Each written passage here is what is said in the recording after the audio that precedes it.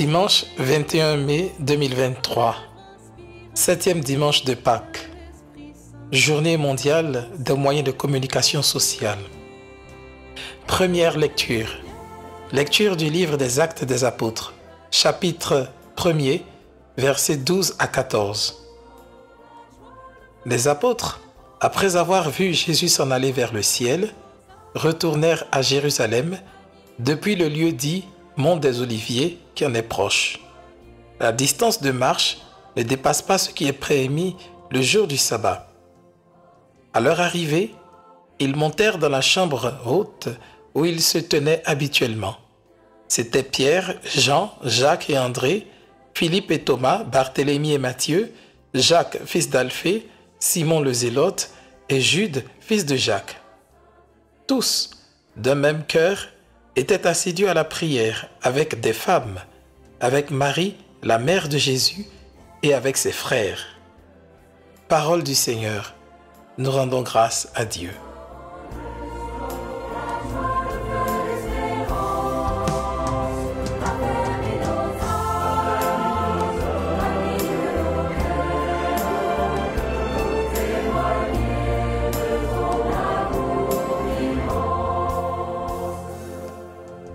Psaume 26.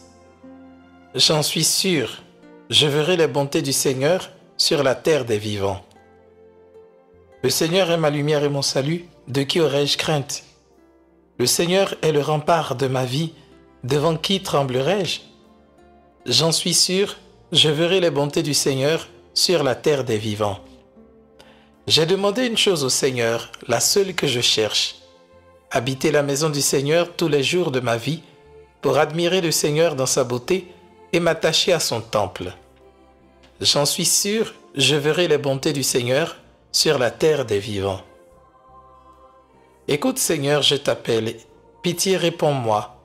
Mon cœur m'a redit ta parole, cherchez ma face. J'en suis sûr, je verrai les bontés du Seigneur sur la terre des vivants. Viens Esprit Saint, nous brûler de ton feu. Nous accueillons ta clarté pour grandir en liberté. Viens Esprit Saint. Deuxième lecture. Lecture de la première lettre de Saint Pierre apôtre, chapitre 4, versets 13 à 16.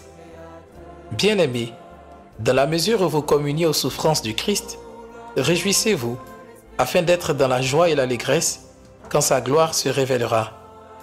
Si l'on vous insulte pour le nom du Christ, heureux êtes-vous, parce que l'Esprit de gloire, l'Esprit de Dieu repose sur vous. Que personne d'entre vous, en effet, n'ait à souffrir comme meurtrier, voleur, malfaiteur ou comme agitateur. Mais si c'est comme chrétien, qu'il n'ait pas de honte et qu'il rende gloire à Dieu pour ce nom-là. Parole du Seigneur, nous rendons grâce à Dieu.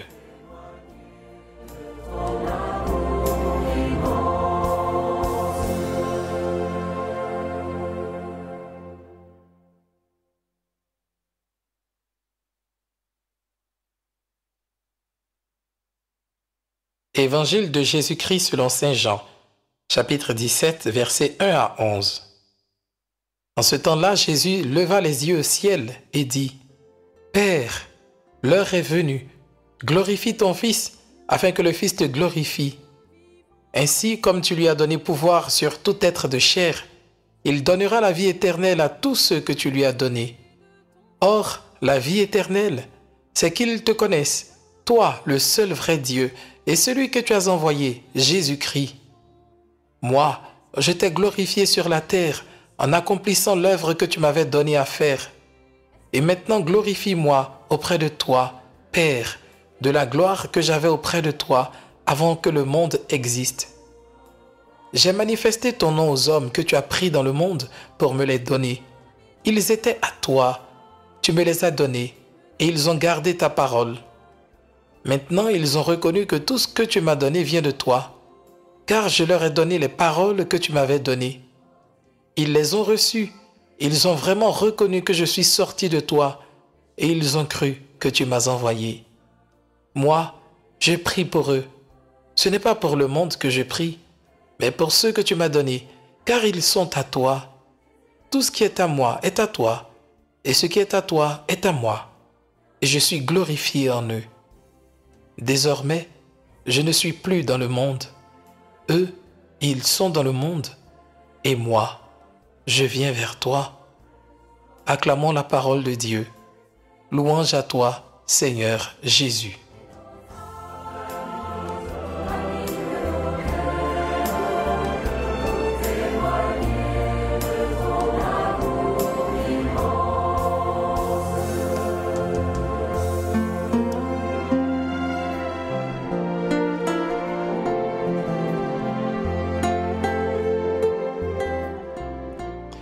Dans la première lecture, nous entendons ceci. Tous d'un même cœur étaient assidus à la prière. Unité dans l'amour fraternel et assiduité à la prière communautaire. Telle est la vie des compagnons de Jésus après l'ascension. C'est de cette Église encore embryonnaire que nous venons. Oui, la parole de Dieu nous rappelle que la vie de chrétien est faite d'amour et de prière. Amour en vue de l'unité, prière communautaire régulière, signe de cette unité.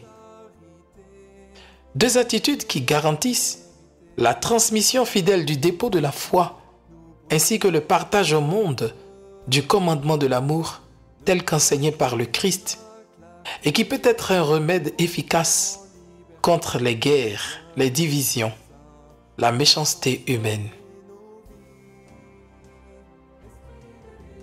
Aujourd'hui, dans les familles en Europe, tout est fait pour que nous nous sentions mal d'être chrétiens.